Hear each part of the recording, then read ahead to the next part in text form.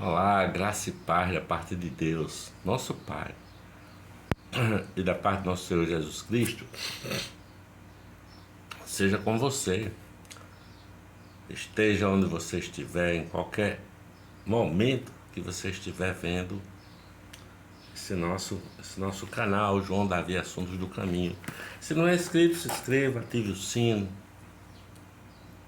dê joinhas, curta e compartilhe os nossos vídeos, para que o bom perfume de Jesus se espalhe pelo planeta, não é? Hoje eu quero falar com você sobre a simplicidade profunda do Evangelho. Que o Evangelho é simples, mas é profundo, não é? Tem um versículo que diz que as tuas mãos dirigem o meu destino. E é nisso que eu creio. As tuas mãos, Senhor, dirigem o meu destino. Porque às vezes as pessoas até pensam que a gente está aqui à toa, né? Ao sabor do acaso, como diz uma música, né? O acaso vai nos proteger enquanto eu andar distraído. Isso é uma bobagem, cara. O acaso não vai proteger ninguém. O acaso não protege ninguém. Porque nós estamos nas mãos de um Deus que é Pai, de um Deus que é amor. Nós não estamos ao sabor do acaso, nem ao sabor das circunstâncias que nos acontecem. Invariavelmente, circunstâncias nos acometem, sejam boas, sejam difíceis, mas elas acontecem. No mundo tereis aflições, foi o que Jesus falou, né? Mas o Eterno Pai vigia o nosso caminho, o meu caminho na vida, na história. A mão de Deus está sobre nós, não é? A mão de Deus está sobre nós, nos nossos caminhos, nos nossos descaminhos. E essa é a confiança de fé que nós temos. A mensagem do Evangelho é falar de uma mensagem espiritual simples e profunda. E não em rituais, e não em templos, e não em religião ou religiões, sabe? Mas Deus está do lado da simplicidade, não é? Deus está do lado do que é simples. E tendo essa verdade, não é? Tendo falado dessa verdade, da simplicidade, da profundidade do Evangelho, eu gostaria de ler com você, ó, aqui no Evangelho de João. No Evangelho de João, no capítulo 4, o encontro que Jesus tem com uma mulher samaritana, não é? Diz assim, olha: e quando o Senhor veio a saber que os fariseus tinham ouvido o que Jesus fazia e batizava mais discípulos do que João, ainda que Jesus mesmo não batizava, mas os seus discípulos,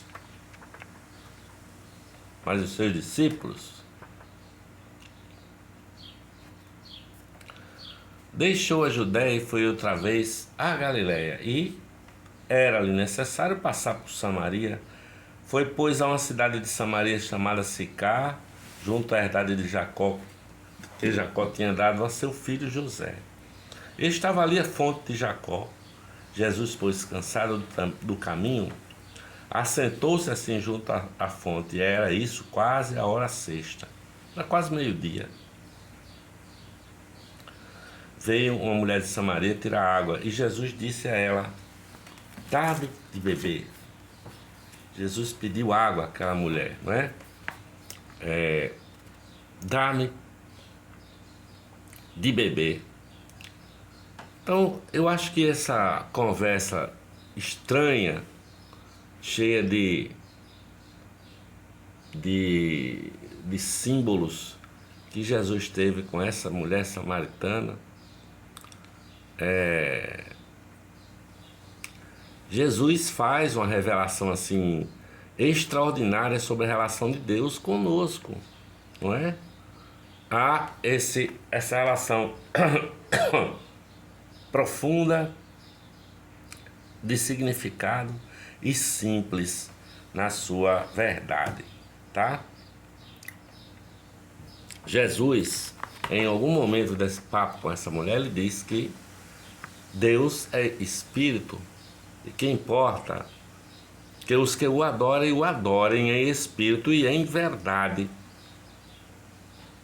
E o contexto que Jesus chega nessa conversa com essa mulher, nessa afirmação que Deus é espírito e que importa que os seus adoradores o adorem em espírito e em verdade.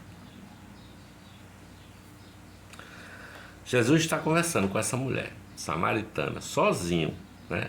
Pleno meio-dia, ali naquele poço. E aí, ele pede água. Dá-me de beber, pois tenho sede. E a mulher responde: rapaz, tu não tens como que tirar água, o poço é profundo. E aí, como é que eu vou tirar água? E Jesus disse para ela o seguinte: olha, Jesus disse para ela: se tu soubesse quem eu sou, é tu que me pedirias, e eu te daria água da vida, ou água viva. Quem bebe desta água deste poço, disse Jesus, volta a ter sede. Quem bebe aqui dessa água que você está tirando hoje, volta a ter sede. Mas quem beber da água que eu lhe der, jorrará como uma fonte de água viva, de água eterna, água da vida. Jorrará dessa pessoa como uma fonte que jorre para a vida e a vida eterna. Jesus disse: quem beber dessa água não voltará a ter sede, ficará saciado eternamente. Essa água que eu lhe der, né? Porque eu tenho a água viva, a água da vida. E a mulher pede para que Jesus dê dessa água para ela, né? Para ela ficar saciada, para ela não viver mais angustiada, para ela não viver mais numa busca eterna de homens, de saciar, encontrar a paz. Essa mulher não tinha paz. E Jesus pede para ela chamar o marido dela. Vai, chama teu marido e vem cá. E ela disse para ele: Senhor, eu não tenho marido. E Jesus diz a ela: você disse muito bem, não tenho marido, porque você teve 5 maridos, e o que você tem agora não é o teu marido. A mulher diz: vejo que és profeta. A mulher ficou impressionada, porque era isso que acontecia com ela. Tinha casado já 5 vezes e agora estava com um amante, porque o homem não podia mais, o 5º marido não tinha dado carta de divórcio para ela, então ela estava numa situação de adultério perante a lei judaica. E a mulher diz: eu vejo que tu és profeta. E começa uma conversa metafórica, sabe? Ali, ao meio-dia, naquele poço, aquele poço ali. Ela diz: eu vejo que és profeta. Mas os nossos antepassados disseram que é neste monte aqui, ó, monte que tem lá em Samaria, o Monte Gerizim. É neste monte aqui, os nossos antepassados disseram que é aqui que devemos adorar a Deus. Mas vocês, judeus, porque ela percebeu que Jesus era judeu, pela fala, pelas roupas, pelo jeitão, vocês, judeus, dizem que é em Jerusalém, né? E aí, é bom entender por que ela fala isso, tá? Ela fala isso porque Israel, quando saiu do Egito, não é? Quando saiu livre do Egito, ali, e passou aqueles 40 anos andando no deserto, não é? Em busca da terra de Canaã, Quando chega aqui em Siquém, Josué ergue um altar no monte Gerizim. Josué ergue um altar, não é? Abraão ergueu um altar ali também, tá? E o rei Jeroboão construiu um templo, sabe? Quando houve a divisão dos reinos de Israel, o reino do norte e o reino do sul, ele ergueu um monte no reino Gerizim, para que o reino do norte adorasse a Deus, enquanto o reino do sul continuou adorando lá em Jerusalém, no templo de Salomão, tá? Então, ela pergunta, né? Diga, é em Jerusalém o templo ou é em Gerizim? Ela pergunta a Jesus, que se deve adorar? E Jesus responde dessa forma: importa que os verdadeiros adoradores o adorem em espírito e em verdade, porque Deus é espírito. A mulher chama para um templo, a mulher se refere a rituais, a mulher se refere a sacerdotes, aos sacrifícios do templo, às liturgias do templo, não é? Se fosse nos templos de hoje, aqui no Brasil, ela estaria se referindo à missa na Igreja Católica ou ao culto nas diversas igrejas evangélicas, cada uma com seus ritos diferentes, né? Então, quem não era judeu não podia entrar no templo de Salomão. Tinha isso também, né? E aí ela pergunta, qual é o lugar que eu devo adorar? Em que é? É aqui? É lá? Onde é? E Jesus responde, em verdade te digo que é no seu coração. É na interioridade do ser humano, sabe?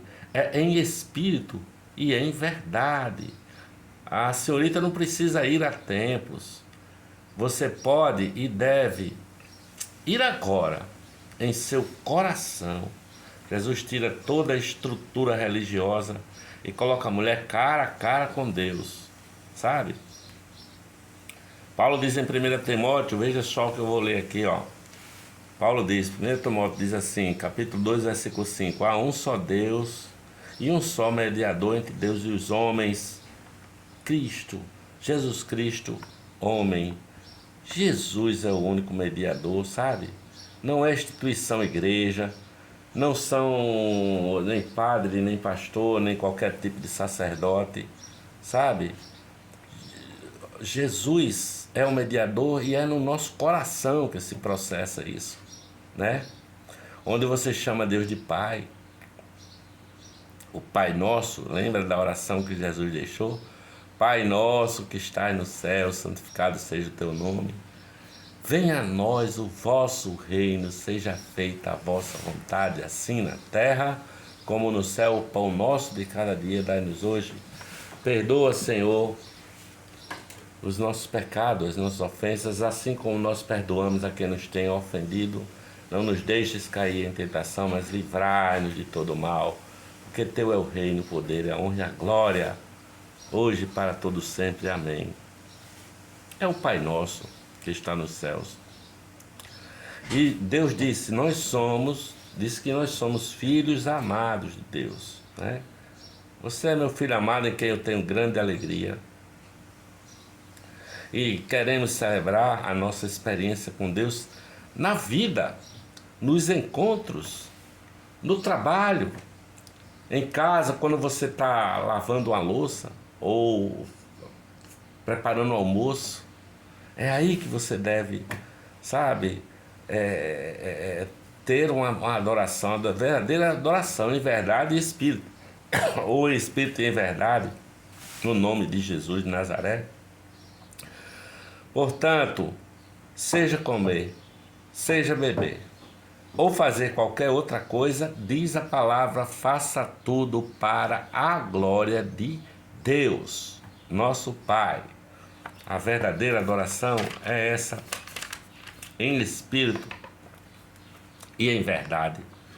Portanto, é simples e profundo ao mesmo tempo. Seja comer, seja beber ou qualquer outra coisa, fazer faça tudo para a glória de Deus Pai. Sabe? Adorem a Deus em verdade, em espírito e em verdade. Onde você estiver, com quem você estiver, quando você estiver, na hora que você estiver.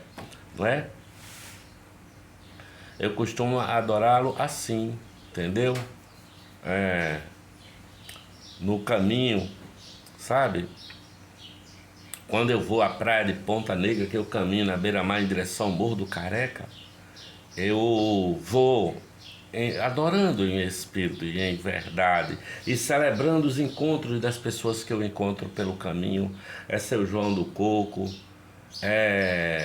meus amigos que são nadadores em Ponta Negra, que eu encontro vários, não é? Vou encontrando as pessoas no caminho e vou adorando em verdade e espírito em direção ao Morro do Careca, não é?